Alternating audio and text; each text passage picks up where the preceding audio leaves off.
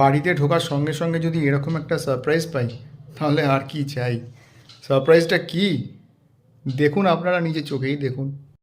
এটা পুন্টু আমার জন্য খাটের ওপর রেখে দিয়েছে, জানে আমি ঘরে আসবো চেঞ্জ করতে অফিস থেকে ফিরে। তো এটা আমার ওপর খাটে রেখে দিয়েছে একটা ডেয়ারি মিল্ক দিয়ে। তো ব্যাপারটা আমি একটু বলে দিই, মানে আমাদের বিয়ে হবার আগে, যখন মোটামুটি আমরা একে অপরকে দেখার আগে, যখন আমাদের বিয়ের কথাবার্তা চলছিল, তো কথাবার্তা ফাইনাল হবার পরে আমরা ফার্স্ট মিট করি 2nd of January, যেটা আজকে 2nd of January। তো ও সেটাকেও অ্যানিভার্সারি হিসেবেই পালন করে। তো 2nd of January আমরা প্রথম একে অপরের সাথে মিট করি বিফোর ম্যারেজ। তারপর আমরা ডিসাইড করি যে ঠিক আছে এখন আমরা বিয়ে করব। তো সেই দিনটা মেমোরেবল করার জন্য এই সরি পুন্টু কি লিখেছো এটা? ও ভুলেই গেছে। তো সেই দিনটা তো সেই দিনটাকে মেমোরেবল করার জন্য ও এটা খাটে রেখে দিয়েছে। Happy anniversary পুন্টু।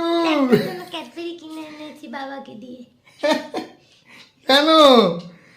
তোর গিফট। আমি তো কোনো গিফট আনিনি আজকে। ঠিক আছে, কি হবে? No problem. আচ্ছা আমি গিফট নিয়ে আসবো। No problem. আচ্ছা আমার কাছে একটা গিফট আছে, চোখ বোঝো। এটা তো সবসময়ই পাই। Happy anniversary. 4 বছর হয়ে গেল আমরা দুজনকে চিনি, ভাবো 4 বছর হয়ে গেল। হ্যাঁ 4 বছরে, মানে 3 বছর বিয়ে আর 1 বছর কোর্টশিপ, তো 4 বছর। আর 4 বছরেই এত ভালোবাসা। আমরা গ্রো করছি দিনে দিনে, একসাথে বড় হচ্ছি। একসাথে বড় হচ্ছি, গ্রো করছি। ও আগে লোয়ার নার্সারিতে পড়তো, এখন কেজি 2-তে উঠে গেছে।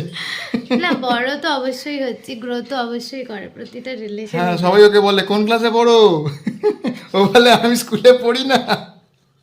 আর আজকের দিনটা অ্যাকচুয়ালি সত্যিকারেরই আমার কাছে খুব স্পেশাল। আমরা দুজনেই এটা ঠিক করেছিলাম যে আজকের দিনটাকে আমরা সারা জীবন মেমোরি হিসেবে রেখে দেব।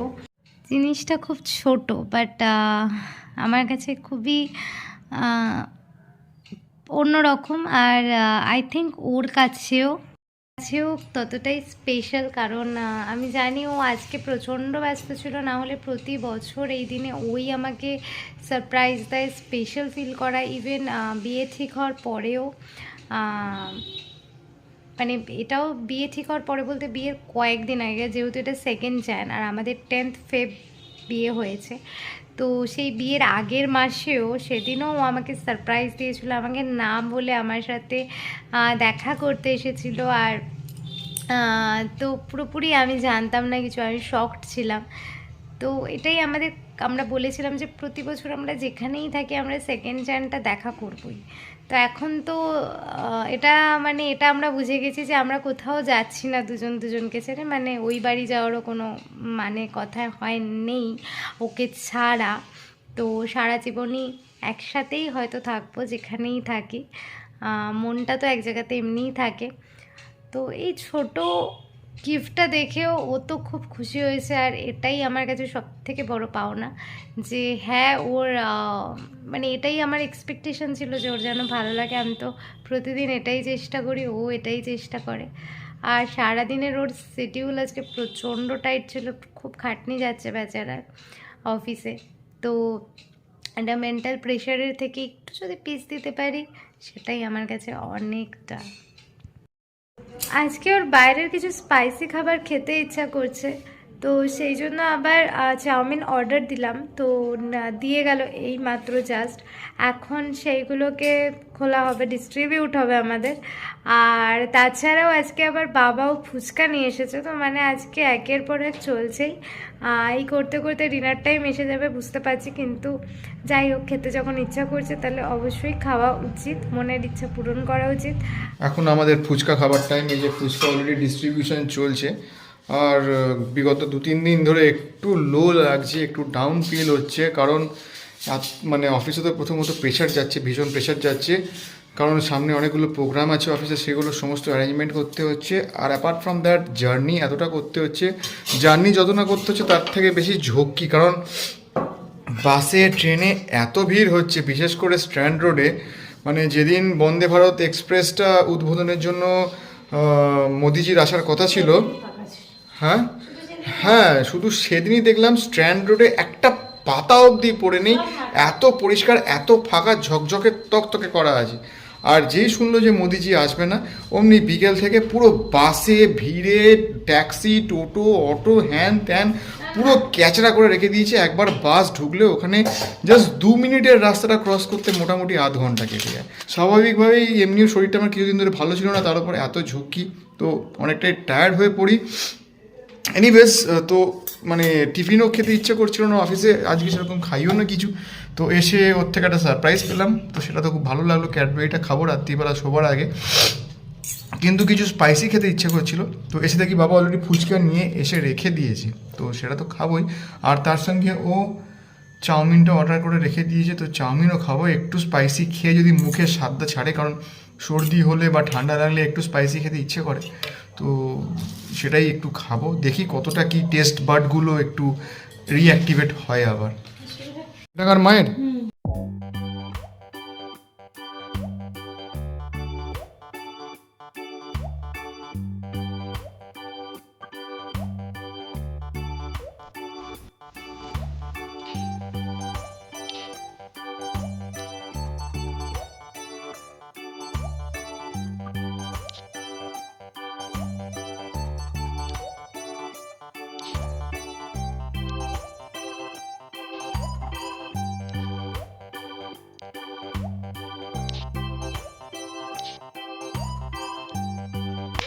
অ্যাজ ইউজুয়াল ও ফুচকা খেয়েছে, আর ওর ফুচকার যে তরকারিটা মাখা হয় সেটা তো প্রচণ্ড ঝাল থাকে।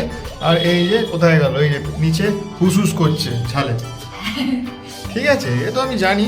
আর বাই চান্স যদি ফুচকাওয়ালা ঝাল কম দিয়ে দেয়, তো বাড়ি থেকে লঙ্কা নিয়ে, কাঁচা লঙ্কা নিয়ে সেটা মেখে খাবে, তবু ওর হুসুস করা চাই আর খাওয়াও চাই। আমি বুঝি না যে কী মজা পায় এত ঝাল খেয়ে,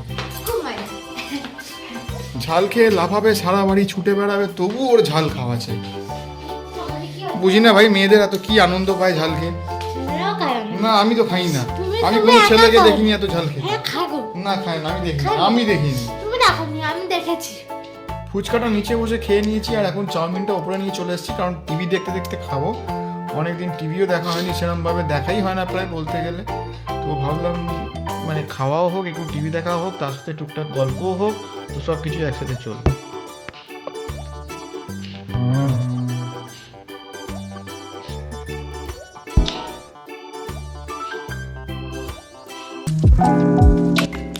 ক্যাডবেরিও গিফট করেছে, আর এটা এখন আমি খাচ্ছি। এখন বাজে রাত্রি 11টার সময় আমাদের চকলেট খাওয়া চলছে।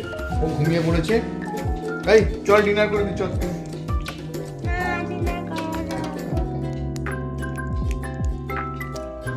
আর আজকে সকালে একটা হেভি ঘটনা ঘটেছে, সেটা হচ্ছে সকালবেলা আজকে থেকে ইনফ্যাক্ট খুব ভালো শীত পড়েছে, ঠান্ডা ঠান্ডা হাওয়া দিচ্ছে, গঙ্গাসাগর আসছে বলে।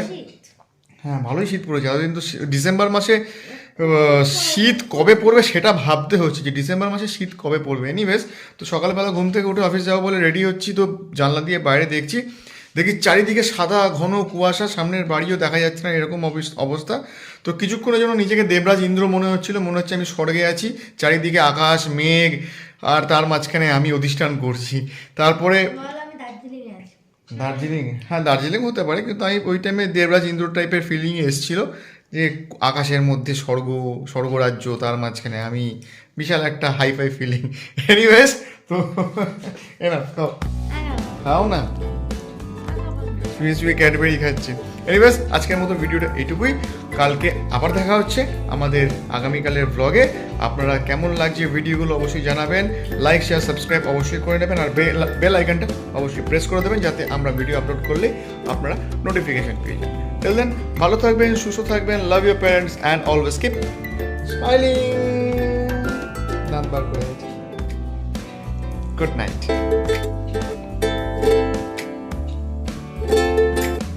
Good night.